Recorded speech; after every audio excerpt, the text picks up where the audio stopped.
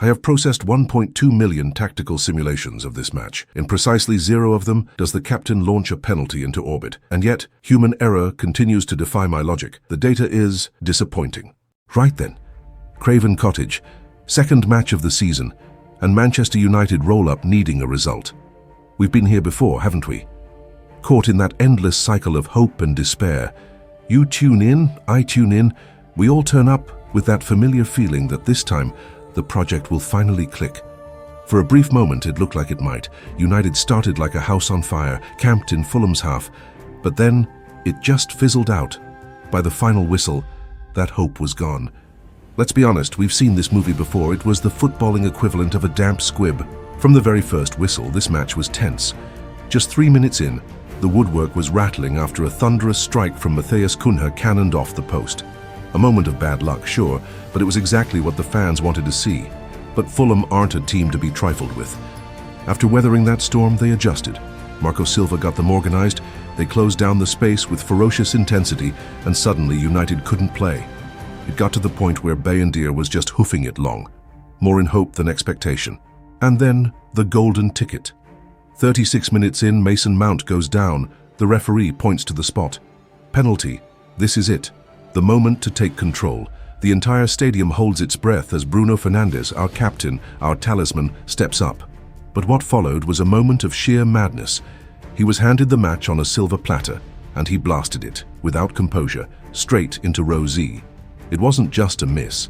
It was a statement of anxiety, a shocking failure from the man meant to lead by example. We had to wait until the 58th minute for a breakthrough. A Lenny Yoro header takes a wicked deflection. 1-0 to United. But even the way we scored felt fragile.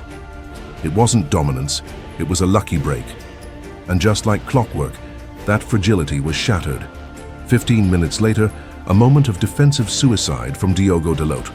He gets caught in possession, the ball breaks to Emile Smith-Rowe, and with his very first touch, he buries it. 1-1. That right there is the story of Manchester United for years now, isn't it? Getting a lead and having no idea how to protect it, a systemic weakness that is simply infuriating. And this brings us to the dugout. Let's call it what it was, a tactical masterclass from Silva versus a confusing mess from Amorim. Silva saw a problem and fixed it. Amorim saw a problem and gambled hopefully. It's the difference between proactive management and panic. And we have to circle back to Bruno. That miss exposed the crushing weight on his shoulders. We've seen the moaning, the hero ball. Is it time to redistribute the leadership? And is it time to seriously consider that £90 million offer? It's a massive fee, it's a risk, yes. But maybe it's the radical shake-up this team needs. And what about the new attackers? Sesko was starved of service, bracketed by defenders. Cunha was a busy fool, all effort, no end product. Mbeumo was a passenger. It's like buying a Ferrari and only driving it in city traffic. So here we are. 2 games, no wins, 16th place, depressingly familiar. The message is a deafening warning. United playing like this, they're going nowhere fast. So the question for you is, what needs to change? The captain, the manager, the tactics? Or is this just who we are now? Let me know in the comments.